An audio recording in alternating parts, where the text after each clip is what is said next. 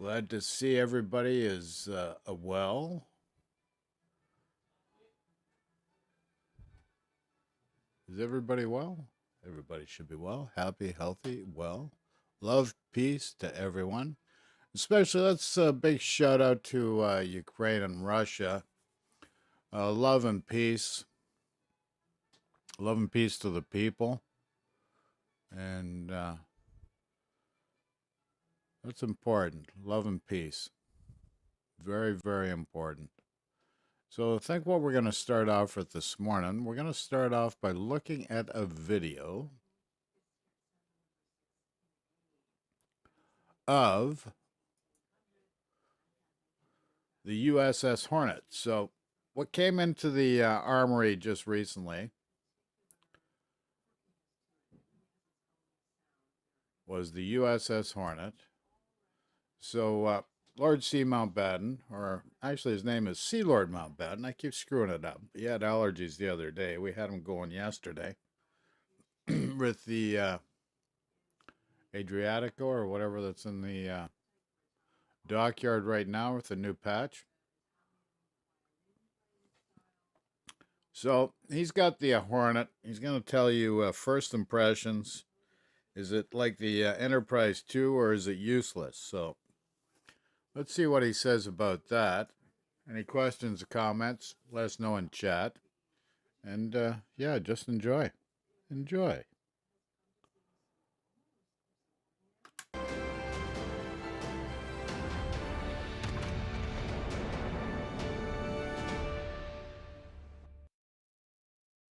Hello, good people of YouTube. Mountbatten here. And today we have the brand new Tier 8 Premium Aircraft Carrier Hornet import to review for you guys today. Before we get going into the review though, I just want to give a huge shout out to the channel's Patreons. For those of you that don't know, I am not affiliated nor supported by Wargaming in any way, shape, or form. So all these ship reviews I either have to purchase with funds from the channel or funds from the generous Patreons whose names should be up on screen at this moment. So again, a huge shout out to you guys, and thank you guys for making this review possible. Alright, so the Hornet, Tier 8 Premium U.S. Aircraft Carrier, real still historical ship here. Of course, the ship that the Doolittle Raid was launched from, and as you can see, she does in fact have her B-25s on deck. I'm so glad they managed to get that in the game and somehow get that to work. How good is it? We'll see here in a moment. So yes, we have two of the Yorktown class carriers in game with the Enterprise and the Hornet now.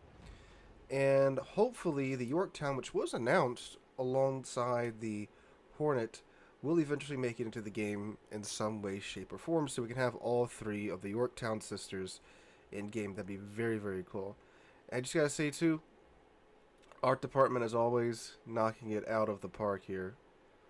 The model looks very good. I assume it's just the Enterprise's whole model, but there are some clear upgrades. Enterprise is quite an old ship in the game now, but the model looks great. So again, as always, hats off to the art department. Beautiful, beautiful model here. And I don't know, I haven't checked yet, but they do have a pretty cool alternate permanent camo for the Hornet. Is that... yeah, there. So if you want to buy this camo, which I think looks very nice, I like the color combination, you can buy that. There's another 5,000 dubs though. On top of a ship that's already 12,300 doubloons is a pretty steep asking price, but the camo does look nice in my opinion. I might consider picking it up later. Alright. But anyway, this is the perma camo that she comes with. You, of course, if you do have, I think it's Halsey's mission done, you do have a couple of choices of alternative camos here for it. But yeah, we're going to go ahead and take a look at the ship, her characteristics and stats. Then I'm going to take her into battle for some time, and I'll join you back in a voice-over review, talking about my first impressions of her. But for now, let's go ahead and go over her characteristics and stats. Armor layout, again, you know, the ship isn't as important here. The planes are really what you're going to be using 90% of the time, but the flight deck is 25 millimeters of armor, bows 19, side is 40, stern is 19 as well. You have some other hangar plating up here that's 19. So that's 38. Then there's the hangar's 19. And her citadel is just a little bit above the waterline, and I do believe it's covered by the torpedo protection, the 102mm plating there, and yeah, not much else. Alright, so no surprises there. It's going to be pretty similar to the Enterprise. So our ability, she has 50,000 hit points with 28% torpedo damage reduction. And of course, her aircraft, she has some Douglas TBDs with 2 attacking flights. Now, I do believe the way this works is that there's fairly large attack flights in each flight, but you only get 2 of them. So, for example, with the Torpedo Bombers here, you get 8 planes per squadron, but 4 planes per attacking flight. So, you attack with 4 planes at once, and the torpedoes are the Mark 7s. You get 1 torpedo per plane. They do a maximum of 4,667 damage. They travel at 35 knots. They have a 3-kilometer range. They have a 344-meter arming distance. So with 4 planes altogether, you'll be doing a little bit over 20,000-ish maximum damage per run if they all connect, and if they all do their maximum damage, which of course won't happen. So realistically, I would be expecting about 14 to 16,000 per run if you get all 4 on target. And the planes are very slow, 112 cruising speed, 147 knots maximum speed. The engine boost is active for 20 seconds, and they regenerate in 62 seconds. That's actually pretty good. Alright, and then you got the Douglas SBDs. 2 attacking flights here, and 5 planes per attacking flight, 10 planes per flight. So that's a lot of bombs. And they are AP bombs. Ooh, interesting. So 1 bomb per plane. So 5 bombs with a 3,600 maximum bomb damage. So that, oh god, that, again, around a little over 20,000 potential maximum AP damage. Of course, that's not going to happen all at once. Well, who knows? It might, maybe. Maybe every now and then you might just absolutely obliterate some poor Tier 8 battleship for 20,000. Good god. But I wouldn't expect that to happen. The reticle's probably pretty wonky. But again, we'll see. So 122 knots maximum speed, 157 knots maximum speed, engine boost at 20 seconds. The engine boost reloads in 40 seconds. Again, 5 planes per attacking flight, 10 planes per squadron, 20 planes on deck, and 1 unit every 62 seconds is the regeneration rate, which is, again, pretty good. Alright, then of course we have the B-25s. These are essentially level bombers. So they have a hit point pool of 4,890, cruising speed 105 knots, max speed 140 knots. They have an engine boost of 20 seconds, engine boost reloads in 40 seconds, 6 planes per flight, and they all attack at once, so it's all 6. And from my understanding, this should work like the... Ooh, this is interesting. Let me see. I want to double check, because supposedly it works like the Kearsarge and the... Yeah, it works like the Kearsarge and the... Yeah. And the Issei, where you have to wait 2 minutes for the planes to become available. You can lose all 6 of them, but in 2 minutes they become available again, so it doesn't really matter how much you lose of these aircraft. You're always going to have 6 of them available in 2 minutes, and that's what it's supposed to look. It's supposed to. That's how it's supposed to work. But we'll see. English is hard today. Oh, I am still sick, by the way, if you can't tell. So I sound a little funny, and I get some stuff a little screwy. I am on a lot of allergy medicine, so I do apologize for that. All right, so you get 4 bombs per payload. Maximum bomb damage is 7,300. These are HE bombs. They give in 42 millimeters of armor and they have a 41% chance of causing a fire on the target. All right. So, again, very glad they added in the B-25s to see how they work. Now, the A defense, she only has an A rating of 62 compared to the Enterprise, who has an A rating in the 86 range. I do believe the Hornet is, of course, the earlier variant of the Yorktown class during the war, because, of course, she has B-25s, and that raid happened very early in the Pacific War, so that does make sense. Maneuverability has max speed of 32.5 knots, which is good. A turret circle radius of 1,060 meters, and radar shift time of 12.3 seconds. In terms of concealment, she's concealed from 13.8 kilometers base. Alright. And for her modules, and her equipment. You have fighter and damage con, of course. It's on auto, so the AI will take care of that. Alright, so I'm going to go ahead and slap a module and commander build on her, and I'll meet you guys right back here after that. Alrighty, so what I did here was essentially the same build I did on Enterprise, where I built into the Torpedo Bombers, especially so considering that you have AP dive bombers, which a lot of time it's kind of like a slot machine. It's really down to how do the bombs fall, how does RNG treat you. So most of your consistent damage is going to be coming from the Torpedo Bombers, especially so since the B-25s are only available every 2 minutes, and it's only one squadron every 2 minutes. So you're going to be using a lot of the Torpedo Bombers and leaning on them for your damage. At least that's what I'm thinking is going to happen here. So that's why I went with this build. So I went with, for the modules at least, Air Groups Mod 1 to get the planes back to the carrier faster. That increases our cycle rate. Aircraft Engines Mod 1 because that gives you a longer engine boost, and these are slow planes, and we're going to be using that a lot because it's either that or damage con, and carriers don't really care about fires. Ironically, that's what killed carriers a lot during World War II, but in this game, it's a mild inconvenience. Then I went with Aerial Torpedoes Mod 1 to get the torpedo speed up because these are slow torpedoes. They went like 35 knots beforehand. There's a lot of ships you can see that can outrun those. So, bit more speed is what we want. Then I went with Torpedo Bombers Mod 2 that gives the Torpedo Bombers a little bit more health. Then with Flight Control Mod 1, which increases the aircraft preparation time and increases the amount of slots available on the deck. And for the commander build, I'm using Halsey. Very appropriate. Although he was on Enterprise, but you guys get what I'm saying. So with Air Supremacy, which further decreases the prep time of the planes. Then I went with Improved Engines, which increases the speed of the squadron. Again, these are slow planes. We want them to be going a little bit faster. Then Swift Fish for another 5% to the torpedo speed. Then Torpedo Bomber, which is a very bland name for this skill, which gives the torpedoes less arming distance, so we can drop them a little bit closer if need be. Then I went with Sight Stabilization to give the aiming speed a bit of a buff to the aircraft, which is very nice. Then I went with Aircraft Armor, which reduces the amount of damage that they take from the AA.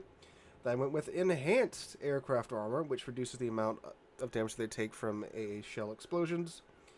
And then Proximity Fuse to give us that anti-torpedo protection damage negation. So, yeah.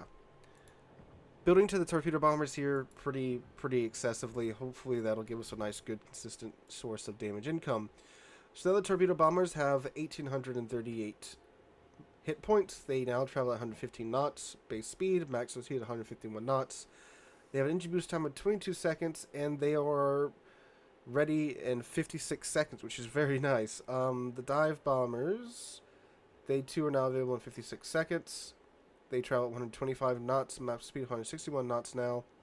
The B-25s travel at 108 knots. They are boosting at 143 knots, and their preparation time is now down to 162 seconds.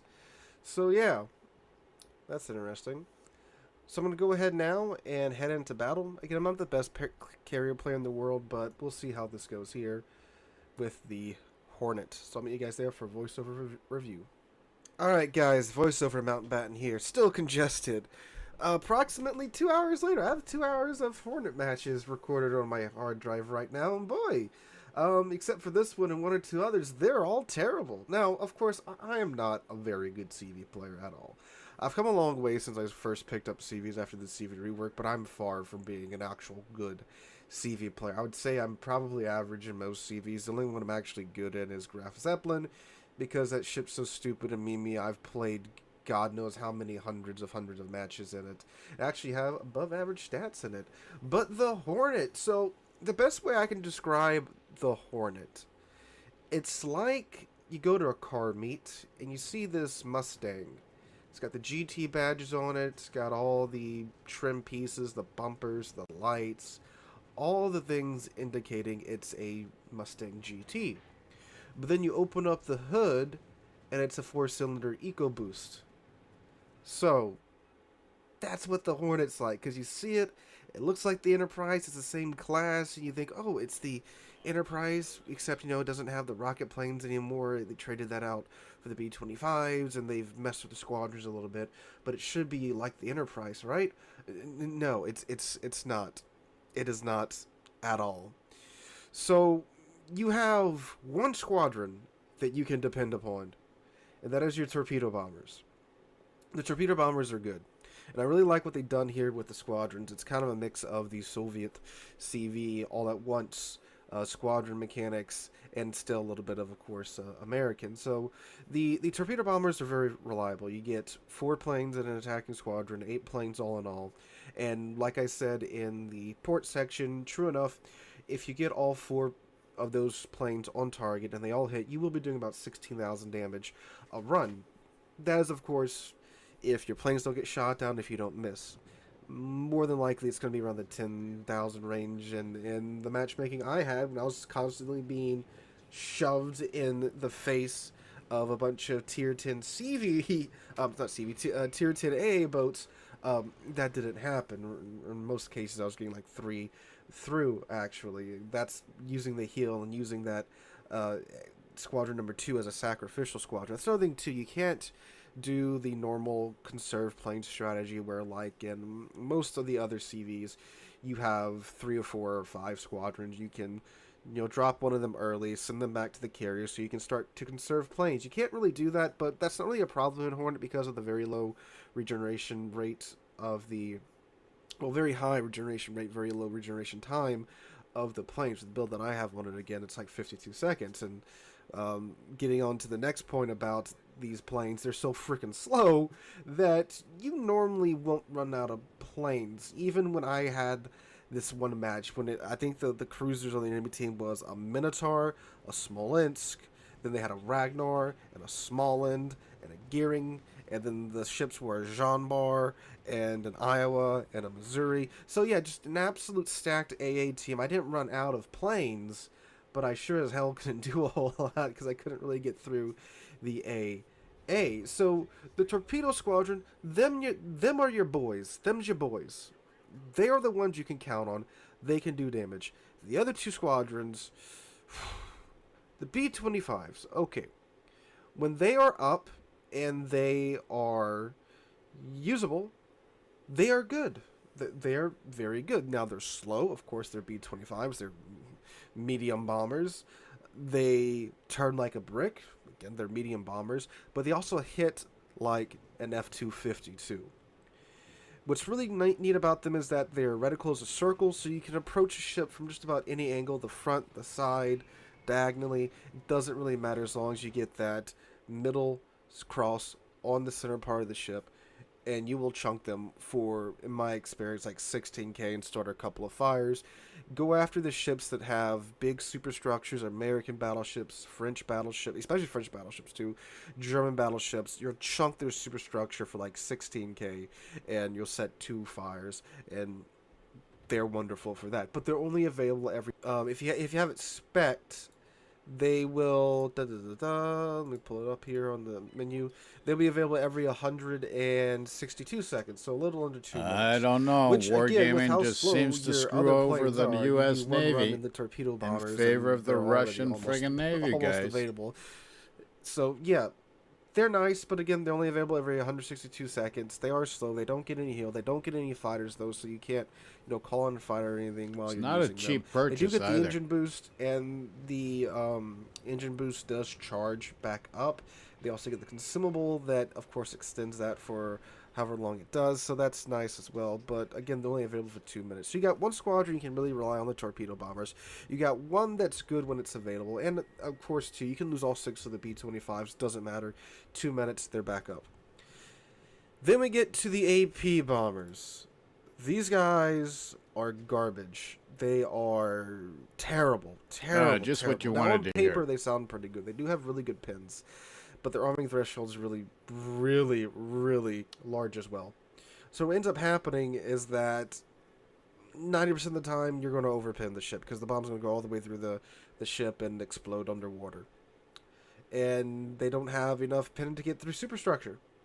So you either pin the superstructure or overpin the ship, unless you run to a ship that's, of course, notoriously easy to citadel with AP dive bombers, so German battleships. I think the American heavy cruisers are as well.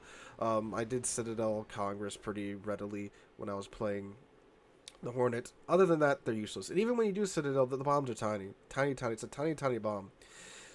It only does 3,600 damage. So when you do bomb them, you get like 1-2 citadels. It's only 6,000 damage. It is citadel damage. Don't get me wrong. So that is nice, but it's just what I recommend if you do pick up the ship, which obviously I don't recommend you pick up the ship, unfortunately. Um, these are Not the planes that you recommended, send folks. when you don't really know where that Minotaur is at, and you want to go find it, because you can lose these guys and you're fine. You don't want to use these planes anyway. So they're the sacrificial lambs for scouting or flying over a DD. These are the planes you can afford to lose because they don't really do too much. Oh, and if you can't tell too, they don't actually dive bomb. They carpet bomb or glide bomb, I think is the technical term for what they're doing here. So yeah, yeah, it's not good. They don't approach well. The bombs don't do a lot of damage. They're going to overpin a lot. And there's only really a handful of ships you can actually get good, consistent hits on with them. And if those ships aren't in game, then these bombers are pretty They're much useless. So you really want to be bouncing back between the... Useless, they say. What I tried to do at least was the torpedo bombers, and then if Holy like there was crap. 10 Holy seconds left crap, in the useless. B-25s, I'd wait the 10 seconds and launch them. I would only use the AP bombers when I really needed to. Overall, I'd give the Hornet Okay, a you're 5 paying a lot out for of this 10. friggin' ship. It's 5 out of 10. pros being the torpedo squadrons are a source of good, consistent damage, and they attack in very large waves. And if you do manage to get all of your torpedoes on target. Okay, folks, so this is the USS Hornet, United States Navy Hornet. Historically, they seem to have done quite well with the portrayal of this ship. But as he's saying, it's a mixed bag. It's compared to the Enterprise, which used to be the premium tier 8. He's only giving it a 5 out of 10. So it's not cheap either. So you've got what? One group of planes, the torpedo bombers, that are half decent. That's it. So, and a guy like myself that can't play CVs well, I'm in trouble. Holy crap. Holy crap, I say. Target, you will be chunking ships for quite a lot. The B-25 is also a very powerful resource with very powerful HE bombs. They have a nice reticle, and it is the Hornet. It's a very neat historical ship, and I'd like to see that in game. It is also a viable American carrier commander trainer. Of course, a lot of the skills you'll be specking in here with torpedoes will be carried over to the American carrier line. Although, of course, you may have to respec some here and there for the usable dive bombers of the American carrier line as well. The downsides being the planes are horrendously slow. The planes don't have a lot of health. The AP dive bombers, well, not even dive bombers, the AP bombers are completely horrendous. Like I just mentioned, they're not dive bombers. They carpet bomb or glide bomb. They have very, very minuscule damage. They have insane armor threshold and arming time, so you're going to overpin most targets. And the B-25s are only available every 3 minutes base, 2 minutes and 42 seconds with the build on it. And all around, it's just, God, I wish it was better. I really do. Carriers don't get a lot of love in this game, obviously, but if there's a carrier that was going to be accepted by a large chunk of the player base, especially the North American player base, it would be the Hornet. And she's really subpar. Now, I know some players might rejoice at this because, it's a carrier that's not insanely overpowered. And yeah, it's true, it's not overpowered. Consider this, too. I only ran across none when I was playing. Normally, the morning of patch day, morning of the day after patch day, which is normally like a Thursday or Friday, which tends to be the days when the new premiums get released. The new premium is normally everywhere, but I didn't run across any. And the way matchmaking is supposed to work, it's supposed to try to get your exact ship on the other side. So, Tier 8 American Premium Aircraft Carrier, it should be another Tier 8 American Premium Aircraft Carrier, which would be the Enterprise of the Hornet. I didn't run across either. Now, of course, the Enterprise is very rare, but the Hornet just released, so you would think she'd be out in droves today. But she was not, at least when I was playing which is typically fairly early. We are on spring break right now, so I'm playing earlier than I normally do, but hey, that might be an indicator of something one way or another. But yeah, guys, pass on this one. If you do get her in a Christmas container or in a random container, I do think she's an alright ship if you get used to playing it, but it's a steep learning curve, and the majority of you guys that are interested in carriers probably will pass on her anyway. But anyway, guys, let me know what you guys think about the Hornet in the comments down below. If you enjoyed the video, make sure to drop a like and subscribe to the channel. Okay, so there you go, guys. The USS Hornet, the premium. Oh, let's go back to the screen. This is the premium Tier 8 U.S. Navy aircraft carrier they just put in game. Now, he's giving it a 5 out of 10. It's not a buy recommendation from his point of view. So let's go back, look at his stats. Okay, so he did 140,000 in damage, which is a lot better than what I can do, I'll tell you. But this is supposed to be a premium ship, but he says it's subpar. And, you know, you can tell by, you watch the video, take it from there. So this looks like it's really not a buy, which is a shame. It's an absolute shame, I say. So let me know what you think in chat. So that's the USS Hornet. I'm not a CV player. Is it something I like to play? You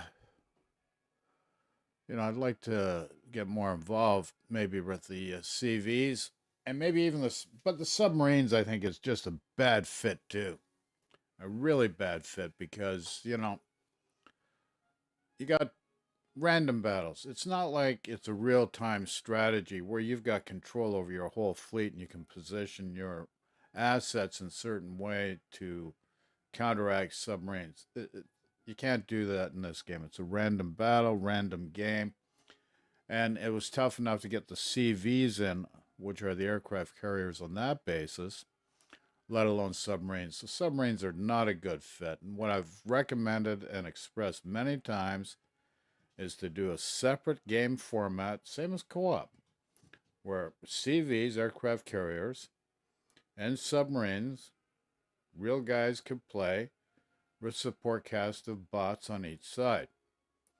That way the surface type ships, which we play like Minotaurs and battleships and destroyers, can play in what their format they're accustomed to and take this equation out. Because don't forget, you got 12 different guys playing a random battle. And there's 12 different philosophies. And trying to fit in the various different classes, very difficult. So that's why, you know, with battleship, cruiser, and destroyer, it's been able to, you know, work itself out just fine that way. And you can't make everybody happy, obviously. But a good aircraft carrier player, he can change the game totally. Like, really change the game. And same with these submarines. And that's where, in a real-time strategy game, yeah, they would work better. But not in this type of format in a randomized setup. That's the way I look at it. So anyways, this is the USS Hornet. Review of the Hornet. Thanks for watching, and take care, folks.